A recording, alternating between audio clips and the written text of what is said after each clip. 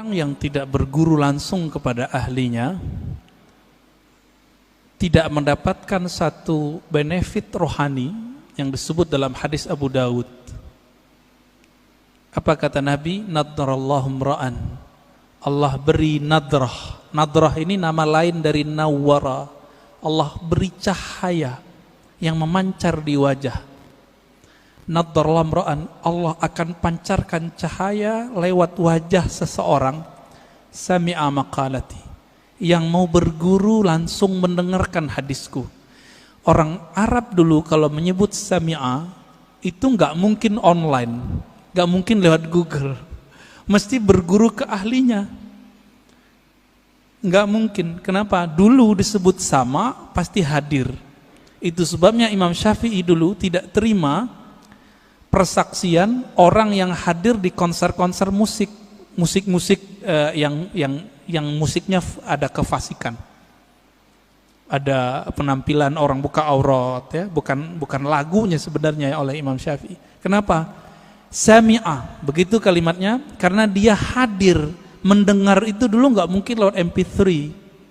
Jadi dulu orang mendengarkan musik, melihat para seniman-seniman musik itu dulu, dia sudah bermaksiat lahir batin. Bapak masih ingat kalau yang pernah ke Mesir, di Mesir itu ada tari perut, kebuka, ditonton itu Pak. Imam Syafi'i mengatakan orang yang nonton begitu gak diterima persaksiannya. Kalimat bahasa Arabnya sami'a, karena sami'a artinya dulu pasti offline, pasti ketemu langsung, tatap muka. Itu sebabnya juga ya dalam hadis ini orang yang tidak mendengar langsung, nggak ada nur Pak di wajahnya. Lihat aja, nggak ada nadrah, nggak ada nadrah. Semakin dia tambah ilmu itu masuknya ke otak. Otak ini bekerja dengan akal, sedangkan hidayah masuk ke kolbu. Beda tuh. Siapa yang mengatakan ini? Imam ahli hadis, ahli kolbu, Imam Abu Hafs As-Surawardi dalam kitab Awariful Ma'arif. Makanya banyak orang berilmu belum tentu dia punya hidayah di kolbunya. Kalau itu yang terjadi, tambah ilmu, tambah sombong. Jadi kalau dengerin kajian di YouTube, di TV-TV online, TV-TV satelit, apa yang terjadi? Wah, ini bahan nyalahin orang masjid nih. Setiap kali ngaji, wah ini bahan nih, ini bahan. Ketika dapat link-link di Google, link-link di YouTube, wah share di grup, ini bisa untuk membantah bid'ah yang ada di masjid. Jadi niatnya selalu untuk orang, bantah orang, bantah orang, bantah orang. Yang suka bantah dari dulu siapa? Dari semenjak alam semesta dicipta. Iblis. Ya? Yang suka bantah itu iblis, Pak. Yang suka bantah itu iblis. Makanya Nabi SAW mengatakan, ketika ada orang membantah Nabi, i'dil ya Muhammad, ittaqillah ya Muhammad. Muhammad, kamu berbuat adil lah. Loh, ada orang berani ngomong ke Nabi, engkau bertakwalah hai Muhammad, berbuat adil hai Muhammad. Apa kata Nabi? Akan muncul dari orang ini, akan muncul dari kelompok dia, sekelompok orang yang jika baca Quran dan Sunnah, padahal dia lancar baca Quran dan Sunnah, link-linknya lancar Pak, tapi tidak tembus imannya ke dalam kalbunya. Fa idza laqitumuhum faqtuluhum. Wah, ini yang berat ini.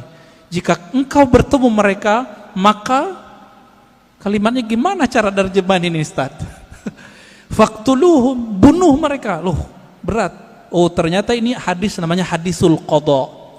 Hadis mahkamah pengadilan. Jika diperintahkan oleh pimpinan negara kita perangi orang itu, kita wajib perangi. Sama dengan hadis mengenai penghina Rasulullah. Jika itu ditetapkan oleh pemimpin, boleh, baru boleh, nggak boleh ustadz yang mengatakan. Jadi misalnya nih bapak nih, kan dapat meme sekarang. Aku penggal lehermu, wahai penghina Nabi. Itu orang jahil, nggak boleh ngomong begitu. Kenapa? Hadis mengenai memenggal, membunuh orang penghina Rasulullah SAW, hadisnya cuma hasan. Dan ini bertentangan dengan kisah Nabi waktu di Taif. Nabi dihina, bukan lagi dibuat gambarnya, dihina, dilempar di Taif. Apa kata Nabi? Hancurkan Taif atau selamatkan Taif? Selamatkan ya Allah, semoga keturunan mereka beriman kepadaku. Jibril datang, apa kata Jibril? Ya Muhammad, maukah engkau aku hancurkan negeri Taif? Satu kali tiup, satu kali kibas, habis Taif, Pak. Karena Jibril punya sayap, sayapnya dibuka, ketutup langit dan bumi. Tinggal dikibas. Tapi Nabi Muhammad bilang apa? Di sini saya tahu, tambah mengenal sosok Nabi Muhammad. Ternyata beliau lebih berkualitas tinggi dibandingkan Jibril. Apa kata Nabi Muhammad? La ya Jibril, enggak boleh ya Jibril. Kenapa? Nabi Muhammad itu induk alam semesta. Karena beliaulah Adam ada, alam ini ada. Kalau seorang ibu, maukah anaknya dibunuh? Maukah Pak? Anaknya dibunuh? Enggak mau. Nabi meskipun melihat anak-anak rohaninya ini, pancaran-pancaran dari dirinya ini, belum kenal dia, beliau nggak bilang hancurkan ya Allah, enggak. Itulah orang tua sejati, orang tua rohani Nabi Muhammad SAW. Ya, Jibril nggak sabar Pak, pantas toh Jibril nggak jadi nabi di sini. Ya, udah mulai faham siapa Nabi Muhammad SAW. Maka saya tanya kepada orang yang ingin menggal pembuat karikatur Nabi. Ente jangan kira saya tidak emosi. Saya emosi dengan orang yang buat karikatur Nabi. Bahkan yang bilang orang tua Nabi di neraka aja mau saya bunuh. Tapi kita nggak boleh membunuhnya. Kenapa? Seandainya itu ada di depan Nabi, Nabi tidak akan membunuh mereka. Nabi hanya akan mendoakan mereka. Jadi jangan beragama dengan emosi, dengan hawa, dengan syahwat. Beragamalah dengan nur itu. Saya kalau tiap bahas tentang itu Pak, suara naik. Tapi kolbu bilang turunin lagi, turunin lagi. Ada ustadz bilang orang tua Nabi masuk neraka. Waduh, kebakar kita Pak. Apalagi yang keturunan Rasulullah kayak Habib Ges, Habib Lutfi, Habib. Perasaannya gimana Pak? Kakek ente masuk neraka gitu.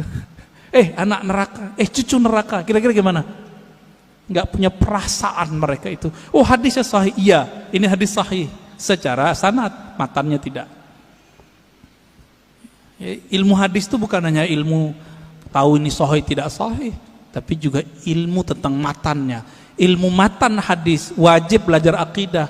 Maka ciri-ciri orang yang menyimpang dari ahlus sunnah membaca hadis tidak dengan kaidah akidah ahlus sunnah, fikih ahlus sunnah, dan ilmu tasawuf ahlus sunnah. Menyimpang dari itu, jadinya kayak mereka itu kurang ajar sama Rasulullah Sallallahu Alaihi Wasallam.